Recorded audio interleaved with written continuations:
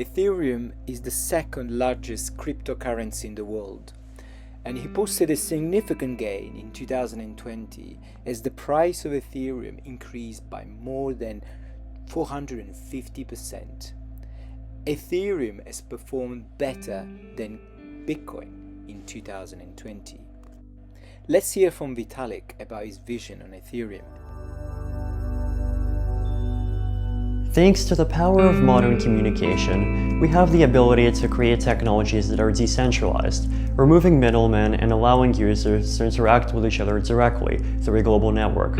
Decentralized applications have been becoming more and more important in the past 10 years, and have the benefits of massively reducing costs and barriers to entry, removing single points of failure, preventing censorship, and ensuring transparency and trust between all the parties involved in an interaction. BitTorrent, a file-sharing network developed in the early 2000s, is arguably the first decentralized application to have been created. BitTorrent allows anyone to share any kind of file with anyone else in the world, allowing people to distribute content quickly and easily, even if they do not have the resources to pay for their own website or server. 5 years later, Satoshi Nakamoto came up with the idea of a blockchain, a sort of distributed database, and used it to build Bitcoin, the world's first decentralized currency. Decentralized currencies like Bitcoin allow people to send money instantly anywhere around the world with no regard for national borders with negligible fees. Bitcoin is increasingly being used for international remittances, micropayments, and commerce online. Decentralized applications for finance, cloud computing, messaging, and distributed governance are soon to come. Ethereum is a platform that is specifically designed for people to build these kinds of decentralized applications, or dApps for short. The Ethereum client, which we are calling the Ether browser, will include a built-in peer-to-peer network for sending messages, and a generalized blockchain with a built-in programming language, allowing people to use the blockchain for any kind of decentralized application that they want to create.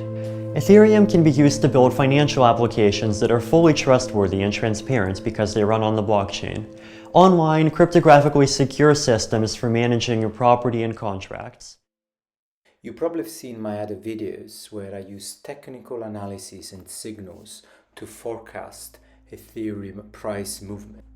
Today we're going to give you a quick overview of Ethereum as an asset, as well as try to do our best to forecast the price of Ethereum in March and in April 2021.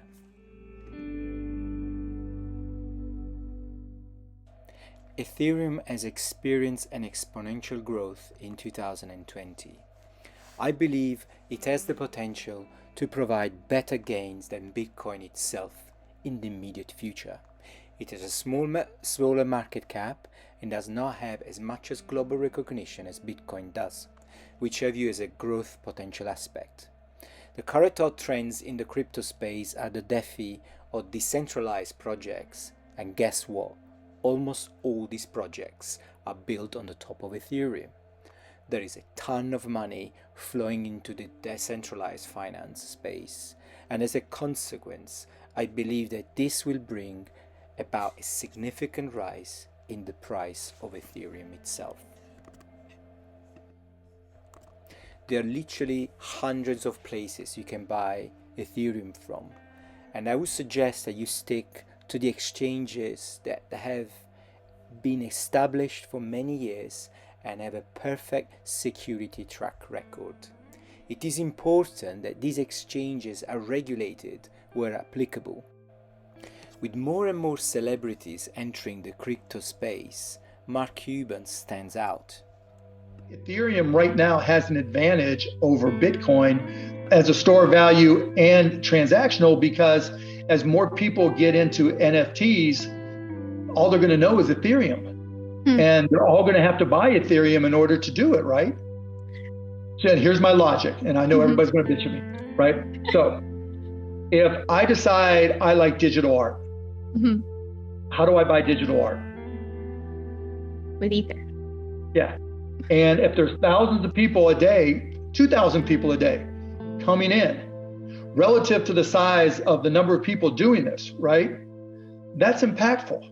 because every now and then one of them is going to be a whale and they're going to buy 1,000 Ether, right? And because they want to go out there and be able to buy that big artwork. And then on top of that, you're going to start to see music and entertainment videos and movies, for that matter, posted on OpenSea or Rarible or wherever, right? Because that's a better way to sell it. And what are they going to see? And what are they going to have to do if they want to do their own store? They're going to have to spend their $500 or $600 in Ethereum, right? You know, half an ETH just to be able to play the game. There's nothing in this ecosystem that says you have to buy Bitcoin first in order to transact or do something within DeFi or within any of the digital goods marketplace. Wow. Since 2020, Iceland has found itself as a mecca for cryptocurrency mining, thanks to cheap geothermal power and a cool climate that makes running big server farms relatively inexpensive.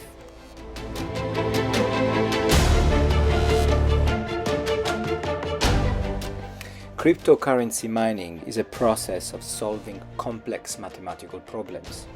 Miners are essentially the cornerstone of many cryptocurrency networks, as they spend their time and computing power to solve those math problems, providing a so-called proof of work for the network, which verifies Ether transaction. Besides that, miners are responsible for creating new Ether tokens, as they receive rewards in Ether for successfully completing a POW task.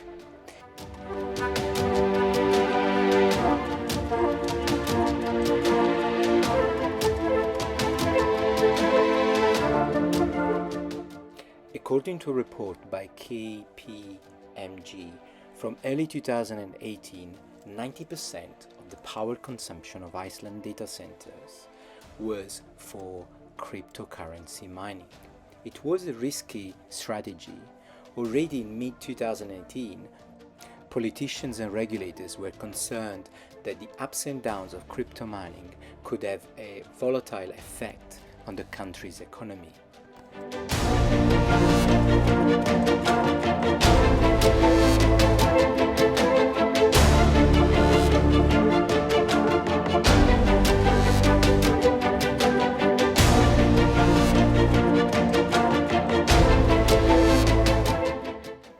Genesis Mining, based in Iceland, is one of the leading hash power providers in the world, offering cryptocurrency mining capabilities in every range for newcomers, interested in all miners, as well as large investors.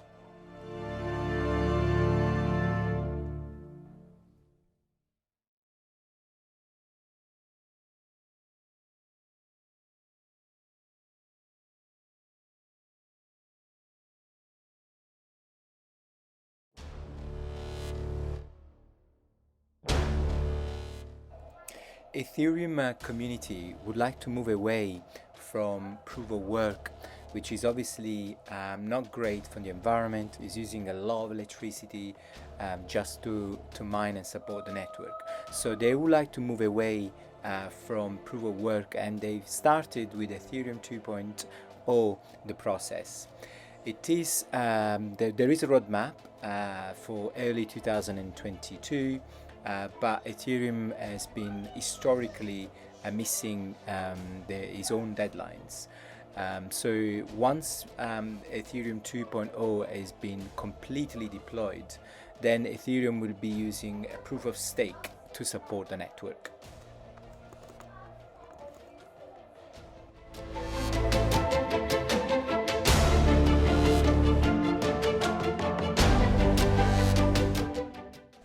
Ethereum price broke above the record highs of 1400 in the first week of February 2021, as the buyers pushed the price above the 2018 highs.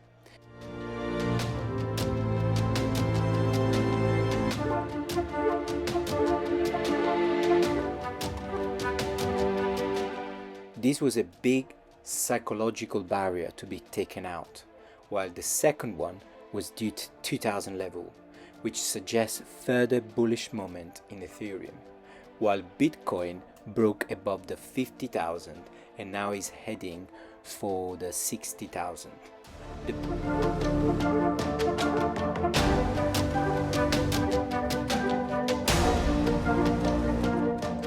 The bullish momentum turned into another gold rush for cryptocurrencies, similar to what we witnessed in 2017, although this was larger for certain digital currency to some degrees. Ethereum was one of those currency, and it joined the surge in crypto market, which was led by Bitcoin as usual.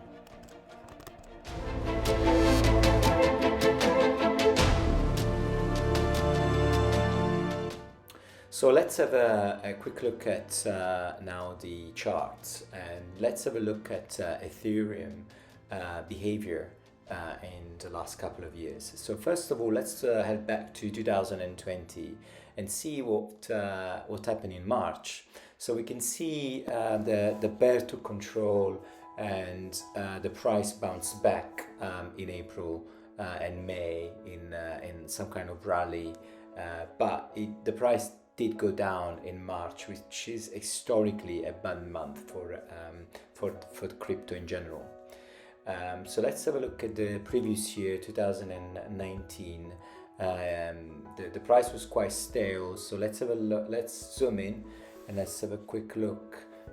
Yes, so we can see that the price obviously kind of went sideways, slightly down, to then bounce back.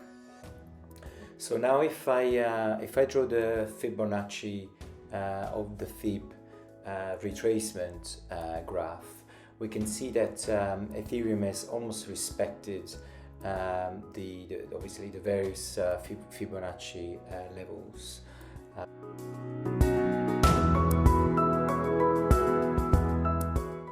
Which is once again a sign that Ethereum is kind of respecting the fundamentals that we care about.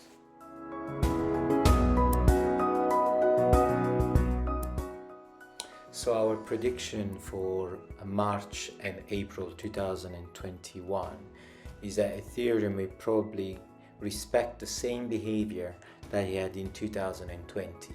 So we'll go down, as we've seen recently, to then bounce back and start rallying again. The W pattern is one of the most important signals that Ethereum likes to follow. There is some market psychology involved in this W pattern. Once the initial bottom is put in and the stock moves higher, the buyers of the stock at much higher price might get a bounce as an opportunity to cut their losses and get out of his higher price. Others who bought in on the first bottom might be short-term holders who are happy to take their small gains in the bounce.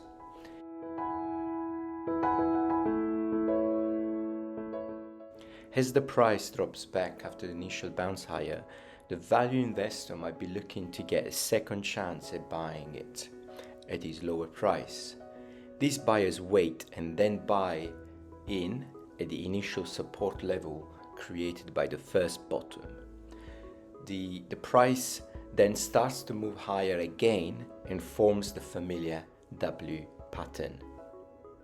Traders who have been short the price might add to the buying pressure once they see a long, strong level of support that has been established.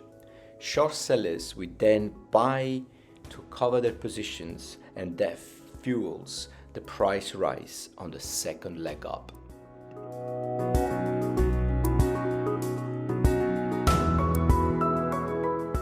The 14th of April will be a significant date for Ethereum, and probably by then Ethereum would be heading towards the 2000 levels that we've seen in February 2021.